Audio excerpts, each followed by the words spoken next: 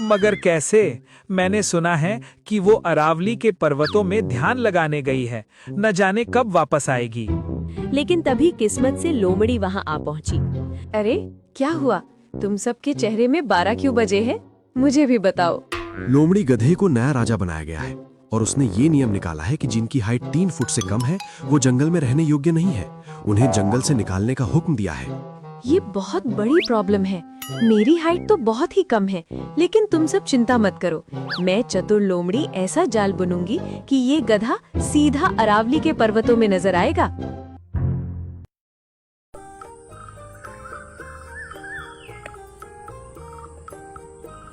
ये ढलती उम्र को अगर कम किया जाता तो कितना अच्छा होता। ढलती उम्र में मुझे शिकार करने और राज्य को चलाने में कितनी दिक्कत होती है। ऊपर से मैं ब्रह्मचारी हूँ, कोई बीवी संतान नहीं है। ऐसे में मुझे कोई उत्तराधिकारी ढूंढना चाहिए जो इस जंगल को संभाल सके। बूढ़े शेर ने जंगल का चप्पा चप्पा छान मारा, मगर उसे कोई ऐसा प्राणी मिला जो उसके मुताबिक हो। कोई भी ऐसा नहीं है जो जंगल को संभाल सके। कोई आलसी है तो कोई कमजोर है तो कोई इस पद को संभालना नहीं चाहता। मुझे और तलाश करनी चाहिए।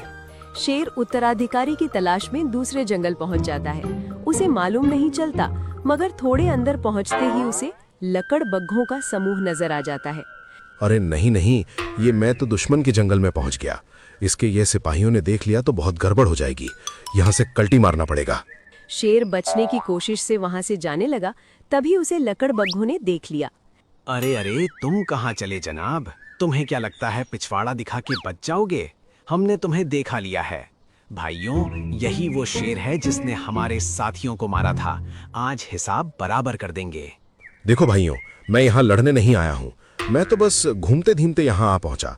मेरा मकसद किसी को नुकसान पहुंचना नहीं है, इसलिए मुझे जाने दो। अरे, ये शेर है कि गीदड़? देखो कैसे गिड़गिड़ा रहा है। साथियों, आज इसका काम तमाम करके ही रहेंगे। शेर डर में मदद के लिए आवाज देना चालू कर दिया। बचाओ बचाओ, कोई मुझे बचाओ। क्या कोई मेरी आवाज सुन रहा है? इन दरिंदों से मुझे कोई बचाओ।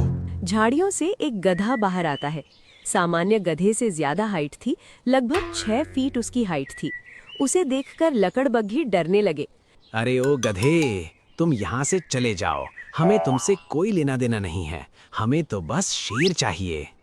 अरे ऐसे कैसे? जो भी मुझसे मदद मांगता है मैं उसकी जरूर मदद करता हूँ। ऊपर से ये अंकल तो बूढ़ा है, कमजोर है, इसलिए तुम सबकी भलाई इसी में कि यहाँ से चले जाओ।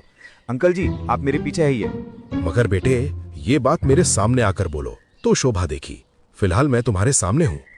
अरे चल यार, ये गधा बहुत ताकतवर है। इसकी लात में इतना दम है कि हमारा जबड़ा बुरी तरह तोड़ सकता है। अभी के लिए ये दुश्मनी भूलनी पड़ेगी। लकड़बग्घे वहां से भाग जाते हैं। गधे की बहादुरी देखकर शेर बहुत प्रभावित हो जाता है। उसे ऐसा ही उत्तराधिकारी चाहिए था। मिल गया मुझे उत्तराधिकारी। अरे वाह, तुम ही इस पद के लिए सही हो। मेरे साथ चलो। अरे ये आप क्या कह रहे हैं? मुझे कुछ समझ नहीं आ रहा है। एक बार मुझे बताएं कि क्या बात है। मेरे जंगल में ऐसा कोई नहीं जो तुम्हारे जैसा बहादुर, ताकतवर, विशाल हो, और तुम एक राजा बनने के लिए बहुत ही सही दावेदार हो। मेरे साथ चलो, मैं तुम्हें राजा बनाऊंगा। गधा बहुत खुश हो जाता है और खुशी खुशी शेर के साथ चला जाता है। मेरे भाइयों, मैंने अपना नया उत्तराधिकारी चुना है। मिलिए आपके नए गधे महाराज से। इसने मेरी जान बचाई है और इसके पास बहुत बहादुरी है। ये मेरी तरह ही आपकी सुरक्षा करेगा। उम्मीद है कि आप अभी मेरे फैसले का समर्थन करेंगे। सभी लोगों को शेर के निर्णय पर पूरा भरोसा था।